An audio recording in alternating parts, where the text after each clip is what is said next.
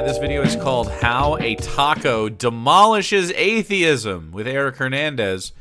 Is it because the taco has a taco maker? Please don't let it be because someone made the taco. You're about to hear something you've never heard before, and I do like tacos, though. Something you will never forget, even if you live to be a trillion. I'm here with my main man, Eric Hernandez, who is the author of... Whoa, we just got winked at? Of... The Lazy Approach to Evangelism, a simple guide for conversing with non-believers. Conversing with non-believers. I'm very happy that you sent me this video, Apologetics Roadshow. Very interesting. I'm talking about Jake, bitch. Are you doing a bit? Once again, watching with Neville, but also 3 out of 5 dogs. Nice, thank you. The late... Upgraded from last time. You're of Mexican heritage, aren't you, Eric? I am, proudly, yes. What's that? And you went with the lazy approach. Eric, quick question. What? I don't understand. What is that? What do those two things mean? Huh? If you were French, would you make a book titled The Smelly Cheese Gobbling French Loser's Guide to Evangelism? Whoa. If you were Irish, would you make The Drunken Irishman's Guide to Evangelism? How is it starting here? How is it kind of a stereotype, right? Mexicans are hard workers. What the fuck? How do you just sit here and you listen to them do this to you? This is just how your life is now on the grind? And you fucking racist. Why are you like this? We're a minute in. Hard workers. Just wanted to be clear on that. We want everyone out there. I got whiplash. I have whiplash from this. I wasn't prepared. I didn't know. I don't pre-watch. I didn't know this was going to happen right off the rip. My first impression of this guy, oh, he's a flaming racist. There. To know that. So anyway, I recommended a different title, a title change. If Eric wanted to lean into his Mexican heritage, I suggested How to Beat an Atheist Like a Piñata. Okay. Wow. We're still doing it. And didn't want to go for that. But as we were brainstorming ideas for how his book can be less racist, we came up with an approach, which we call the taco approach. I am not offended. I am tired. I'm tired. The T is for teleological. Eric, give us one of the many teleological arguments for the existence of God. Yeah, so you've got a few. Teleology basically means it infers design, and you have the fine-tuning of the universe. That fine-tune. So we're just never mind. How a taco is? The taco is an acronym relating to or involving the explanation of phenomena in terms of the purpose they serve, rather than by the cause by which they arise. Relating to the doctrine of design and purpose in the material world. Yeah, I mean, this is presupposing, of course, a God is the argument, teleologically speaking. So, just presupposition. In order for life to exist, the parameters need to be so fine-tuned, and if they were just off by a hair's margin, no life at all would exist. Yeah, that's not true. So, what happens when they find life on another planet? What occurs to these guys? Does it fuck with them at all? Because I know some people that would be like, well, I guess I'm just parachuting out of religion now. Aliens are real. And so we can look at something like that, and the idea is we can detect signs of design there. That's right. And as you pointed out, there are other versions of there are versions that are based on biology and the complexity of DNA and complexity of life and things like that. All kinds of them in chemistry, biology, physics, and so on. And so the complexity of life. The complexity of life does not imply design whatsoever. There are things that we have wrong with us and that are inefficient that we would solve right away. If we could be in charge of human design, we would just fix how we're organized altogether. This taco, if I saw it, and I've never seen a taco in I fucking told you guys. my entire life, at any point. I told you. I could look at it, examine it carefully, and realize that it is designed. Told you. Look, you got a taco. You can tell that the taco has someone that made it. Fucking told you. Yeah, it's just watchmaker. Very boring stuff. The Christians aren't bringing their best. They're bringing racists and morons. Yeah, this is very stupid. I do want tacos though. That's kind of I'm kind of in a holding pattern there though. I could always eat a taco. The shell. Don't fucking laugh. You hear that shit? My wife laughs knowingly. Like, yeah, he's not lying. He would eat a taco if you offered him to him. If you said, this isn't a joke. If you had a taco from Taco Bell that you put in the fridge yesterday, 24 hours ago, I would eat it. And this part would be soggy, 90% of it, but it would have a halo on the edge where that was still crispy. You can tell that I have done it. The meat, the tomatoes, the cheese. That's how down bad for tacos I am. It's not my fault. It's taco's fault, really. The when you think about sauce. They don't form like this by nature. They have to be put in this formation by a designer. Apes thinking they're so fucking smart. Anyway, I mashed the corn. I mashed it, and I mashed it, and I mashed it, and then I mashed it some more, and then I smashed it into a flat, and then I burned it, and then I ate it. All of this is acts of destruction, and it made a tortilla. Therefore, anything I see that resembles something I don't immediately knee-jerk as fucking natural, that's evidence of a designer. I watched Ancient Apocalypse, and they were talking about these underwater structures. Ancient Apocalypse, this kind of shit. This right here, this feature, this structure. Chat, do you think this is man-made or a natural structure? Right here. Like, it's pretty cool. Kind of looks like steps.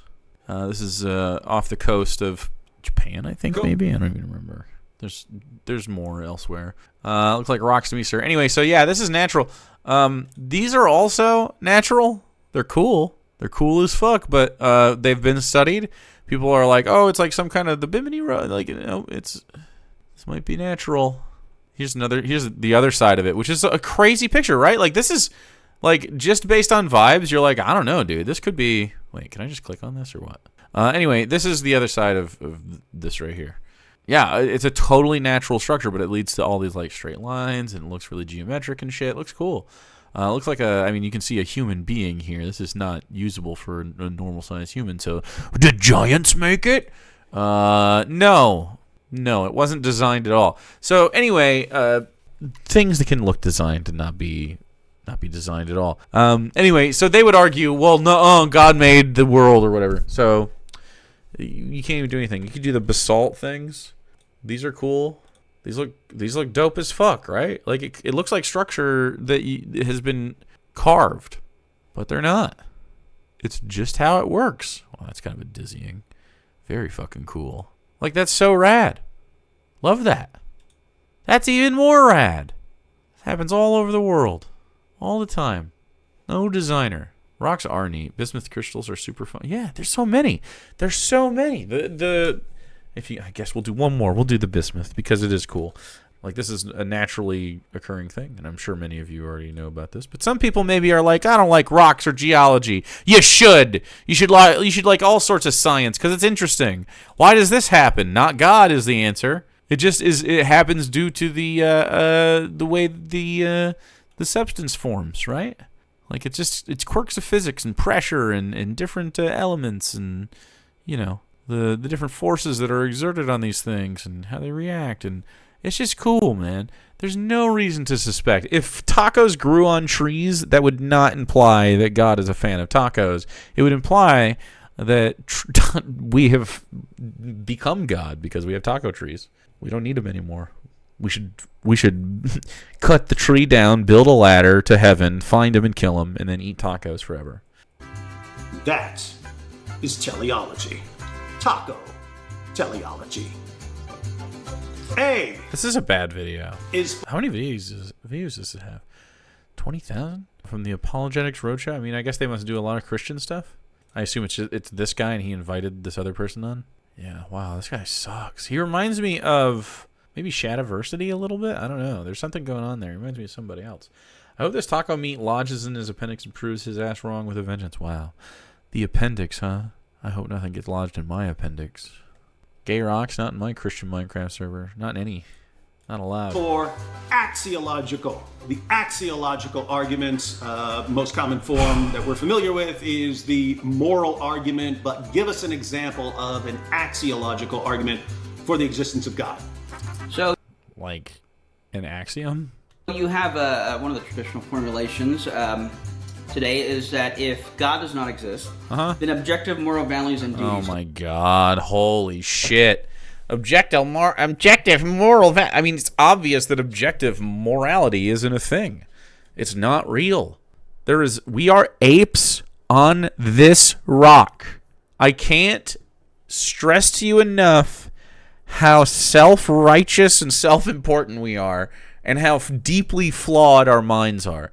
We need to reconcile our fallibility with the responsibility we have to one another to be good to one another. And this is not how you do it. By thinking that there's some kind of God out there that has some ulterior motives, and it just so happens to be the ulterior motives of the man who wrote it first, which can then be twisted by men of other ulterior motives to use and control people. It's so crazy.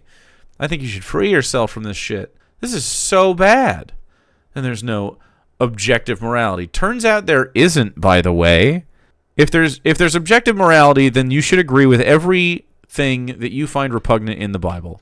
Any Christian in my chat should be able to read the Bible and look at things in the Bible like, I don't know, Elisha calling down bears to murder kids. You should be like, that's bad. I don't think kids should be killed. And you would be correct. Like, kids shouldn't be killed, especially via bear. But that is a thing that your loving, air quotes, God commanded, and did, and called down, and it can't be ignored. You just don't have to believe it, but you choose to. It's crazy. Don't exist. But objective moral values. It's stubbornness mixed with pussy shit. You're just pussies when you don't confront reality, in my opinion. It is intellectually stunting. And duties do exist, therefore God exists. And the reason being, in a nutshell, is that when therefore God exists is a crazy leap. you look at the properties of morality, you see things that, it's something necessary, universal, transcendent, not dependent on us. And you look at the properties of morality, they're intrinsic to persons, not objects. Tables and chairs are not loyal or kind, persons are. So if morality exists, it must be grounded in something necessary, personal, and transcendent, namely something like God. Dogs can be loyal and kind. Right, buddy? Nowhere to be seen. So much for loyalty. And so, imagine Eric has a taco, and I want that taco. Can I brutally murder him and just take his taco from him? If you were alone on an island and the only thing to eat was a single taco in the middle of the island, and only one of you could have it, I guarantee you'd fight and kill him for the taco. If it came down to it. Each and every fucking one of you. Go. Be like, I could share the taco. Eventually, you're not going to have anything to share, guys. Taco Island, it's the same thing. Would you suck his dick for a taco? No! Because that would be gay and a sin. Or would that be objectively wrong? Why would it be wrong to... It wouldn't be objectively wrong. It would, the term objective is so human-centric when we talk about it. It's just... Man. It's just humans feel very strongly that we should not kill other humans. There's no, this cosmic objectivity is just not real. The reason that killing people is wrong is because of issues like consent and the lack of consent of being murdered, right? You can't just harm people for the subjective value of not harming people. It's so hard to talk about because we are but fallible humans. There isn't another creature to rule us. We are alone out here in space together. Like, we use the, we're on a, what, you could be on a deserted island with somebody and you'd kill them for a taco, but I mean, like, literally that's what's happening on a grand scale because we are stranded on this island in space. Like, eventually we just need to be on here. To appeal to some outside source and say that's where we get objectivity from is crazy. There's no proof for the thing. There's no weighing of these acts, and worst of all, Christians are hypocrites about this. They harm people constantly. Murder Eric Hernandez for that taco. Okay, but where does this guy stand on, like, murdering people for, I don't know, not listening to cops or something? Is it just culture? Could it change from one culture to another? Is it our... Yes, by the way. Yes. As you can see, for instance, Israeli culture doesn't place a high price on the life of a Palestinian, for instance. American culture doesn't place a high price on black lives, on indigenous lives, on South or Central American lives, or Palestinian lives. There you go. We have a lot in common with our people abroad. So, like, yeah, I mean, it's obviously subjective. Clearly, if it was objective, there would be certain things that wouldn't happen, man. Like, to imply that, like, of course, it's big secular operations dealing with the conflicts in Jerusalem or something. Crazy. Or I guess Gaza and Palestine. Personal preference? Is it our feelings? Or is it objectively morally wrong? This guy just wants to eat Taco Bell. It's objectively morally wrong, then there is some sort of lawgiver who makes that a rule. And who is that? See? Who is that? I mean, nobody. This doesn't prove the Christian God whatsoever. At best, that's an argument for a deistic God, which is bad. It's a bad argument for a deistic God. It doesn't prove a deistic God either, but it's not like one that describes the Christian God specifically. You could make the same argument for Cthulhu or whatever, or Azathoth. There has to be someone that created the universe. Well, I believe that we are all figments in a dream of the great dreaming god Azathoth, and we all just need to keep him asleep so that he cannot awaken and fall out of the dream, meaning that all of existence would collapse with the dream. Like, does that sound reasonable? My boyfriend's family is fundamentalist Christian. I once heard his dad say that his grandfather killed a lot of people, but it wasn't a war, so it's okay. Well, I guess that guy's rotting in hell? C is for cosmological. What would a cosmological argument for God's existence look like? And very similar to a fine-tuning argument. Again, this is another argument where there are multiple forms of it over the centuries. Give us one. So again, using Craig. Using William Lane Craig, who presupposes people in the Kalam's cosmological argument. Whoa, he presupposes God exists? That's crazy. Okay, let's see how it works. Everything that begins to exist has a cause. Whoa, it's just prime mover? It's literally just the first thing you said? The universe began to exist. Oh my God. Therefore, the universe has a cause. Nope. What if can the universe be its own cause? No. Can God be his own cause? Yes. God has just always existed. By what mechanism has God always existed? Well, by the virtue of being God. Okay, so I can say the same thing about the universe then. The universe, by the nature of it, has always existed. Done. Easy. Now, to unpack the profundity of the argument, in philosophy, causes are logically prior to, external to, and greater than their effects. So, the person that caused this phone to exist or the camera to exist doesn't exist. This is the same as the watchmaker example from earlier. Exists inside of it. Doesn't exist inside of the phone. And so, if time, space, and matter had a beginning, you're going to need something transcendent to time, space, and matter. So something that would have been... You don't need that, because then you would just say you need God, and then I would say, okay, then you need something that transcends that. It's a irreducibly not irreducibly complex. It's like the reverse of it. It's like you can't. It's not. It gets more maximally complex as you go on. I don't know why they think that this is a solid argument. The universe exists and it's natural, and all the evidence we have points to the Big Bang being the beginning of the universe and nothing at all prior to it. We have no evidence for anything prior, right? So we can prove that the universe exists. Here we are. We can prove all this stuff happened.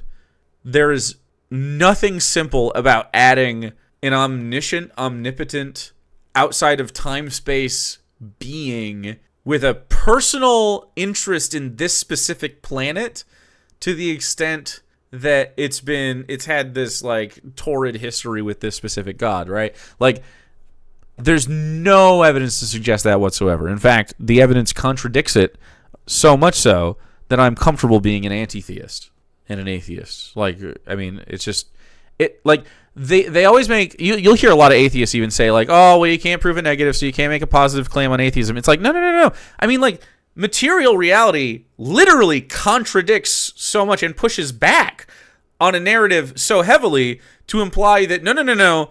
Counter argument, actually material reality is all there is. So strongly that I'm very happy and comfortable talking in those terms. I mean, it's like obvious. There's just no reason to entertain what I can conceive of if reality is what it is. Like, I could believe that fucking, all of us have a guardian angel or something, but for what reason? It's not real. There's nothing there. In timeless spaces and material, something unimaginably powerful, transcendent, and personal. I'm Jewish, but I teach people about college in metaphysics. They let everyone be a presenter, so everyone can already have an important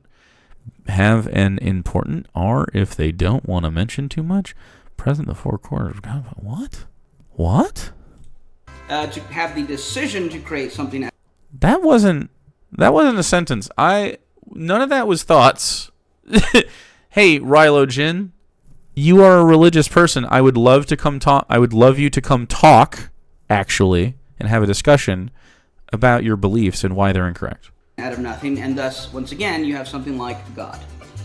So anyway, presupposing God exists outside of the universe is ridiculously complex and adding to the issue of creation and doesn't make any sense. There's no reason to believe that anything outside of the universe exists, and specifically, no reason to believe that the Christian God or the Abrahamic God in general has any evidence towards it. Have you heard of pragmatics? Have you heard of pragmatism? It would be much more pragmatic for you to get on a microphone and talk to me in real time. So, this taco. Have you heard of colloquy? Applied logic? We're going to have to synthesize your information, okay, Rilo? Let's get on there. Had a beginning. I'm going to give a quick series of disjunctive syllogisms, ladies and gentlemen. Either this taco had a beginning, or it has existed forever. It hasn't existed forever. Therefore, this taco had a beginning. Okay. So, we don't have any evidence to suggest that there was anything prior to the universe. Since it had a beginning, we have another disjunctive syllogism. Either this taco began to exist as a result of some cause, or it began to exist uncaused. Okay. And for one entity, you just go, and God sits outside of this. This thing that I'm saying is universal does not apply to God. For what reason? Because I say it doesn't. It's like when you're playing rock, paper, scissors on the schoolyard, and then you have that kid that's like, rock, paper, scissors, fireball! I win. It's okay. You just made stuff up, though. It's absurd to say that it began to exist uncaused. Yeah, therefore, this taco had a cause. And that is just such brain dead stuff. As Eric did. I actually can't believe that people still upload this kind of thing. This should be embarrassing. You should be embarrassed to have these thoughts. This is not how you should be. This is not a smart person's thought process. Can expand upon the sort of cause that would account for this taco. And, as we've seen, you can do that with the entire universe. Can you? O is for ontological.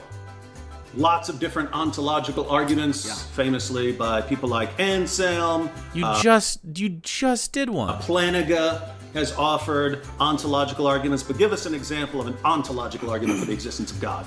Yeah, to simplify, because it can get a little complicated, but essentially, the entire argument hinges on the premise if it's possible that a maximal great being exists. Right. So can I conceive of a maximally great, powerful being? Actually, no. By the way, you can't conceive of it in any meaningful way. You can just say the words, but you can't even actually, you literally can't conceive of what omniscience would actually be, or omnipotence. You can't put yourself in those shoes. You can't empathize with it. You can't even understand the mechanisms that would have to occur for that to happen. The processing, the amount of information that would take, you just can't.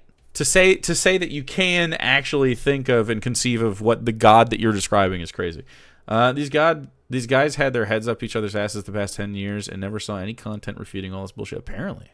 So in philosophical terminology, if I say it is possible a maximal great being exists, I'm essentially saying that there is a possible world in which there is this thing we call a maximal great being.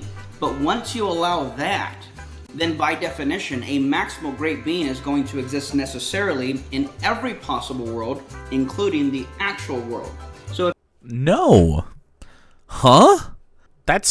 You can't think God into existence. That's crazy. That doesn't make any sense. Because I presuppose that this is how the world works, that must be how it works, is insane. What if I can think of a more powerful being than your God? Who, by the way, is overpowered by, like, iron chariots in the Old Testament.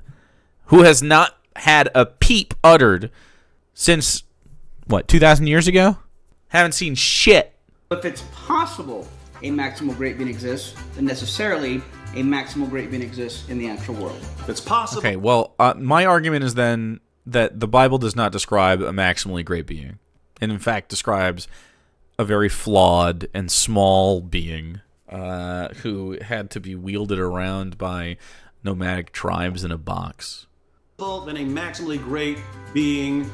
If it's possible that a maximally great being exists, that means a maximally great being exists in a possible world, and that's so stupid. This is not a smart argument. Maximally great being that exists in a possible world would exist in all worlds. That's right. Or it wouldn't be That's right. maximally great. That's right. So what if it's just not maximally great? How about your God is not maximally great? Imagine a maximally great taco. These are the sorts of objections that atheists raise to the ontological argument for God because they don't understand the argument. So they would say something like, imagine a maximally perfect island or a maximally perfect taco. Huh? Guess what? You actually don't have a concept of a maximally great taco. There is no possible world in which a maximally great taco exists. Okay, but what if I said that taco created the universe? Why not? Why can't God take the form of a taco? Is he not that powerful? I can do that in D&D with, like, seeming. Why? Because the properties that make a taco great aren't the sort of thing that you can just dial up to some level of perfection. Like, how much meat would there be in a maximally great taco? You could say infinity, but then it's not a perfect taco. How's anyone going to eat a taco with infinite meat in it? Or how's anyone going to eat a taco with infinite meat in it? Huh? Why does he think that my personal God, who is an infinitely great taco who created the universe, is meant for eating? Tacos, like the ones you eat, are made in his image. They're meant for eating because he, through the body of our Lord, blesses us. Clearly you don't understand the religion. Infinite lettuce or infinite cheese, it doesn't work. So it wouldn't fit in a hand, which is part of what makes a Zadik, yes. taco great. So you can imagine a great taco. You cannot imagine a maximally great taco. First of all, yes, you can. Second of all, because you know the parameters of a taco and what would make it maximally great to you because it's a subjective experience. But as far as like God, actually you can't, by the way. Switch. I have no reason Reverse to card. think that something like that could possibly exist. Reverse. And so yeah, a maximally great taco can't exist, but a maximally great being can exist. Why? He's arguing against his own thing right now. He's like, well, you can't even actually do maximally great stuff because conceptually speaking, it just isn't. It doesn't make sense. Characteristics of something like this are different from the characteristics that are involved in our concept of God, where you can have maximally... It's crazy that you got Taco Bell and Coke Zero with it and not Baja Blasts. Why'd you go to Taco Bell? Great goodness. For the taco?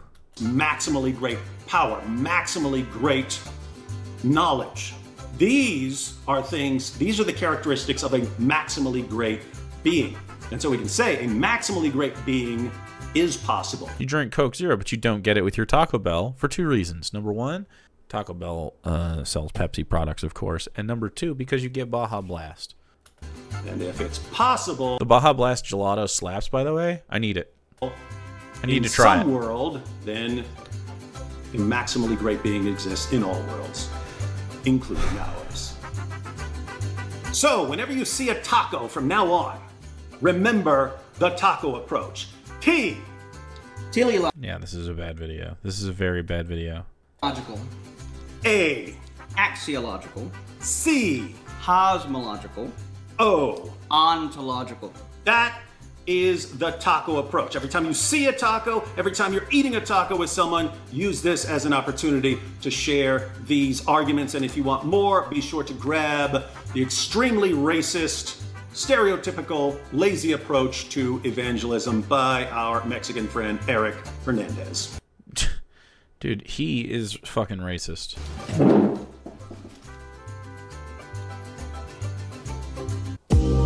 That was pretty funny. I gotta say, that was so bad, I'd be happy to watch another video of this fucking dummy. Why is he like this? Why haven't Christians gotten any more arguments? I know why. There are none. There are no more. We've heard them all. That's the sad reality. God doesn't exist. We're alone on this rock. And there are no smart Christians. It's never going to happen for us.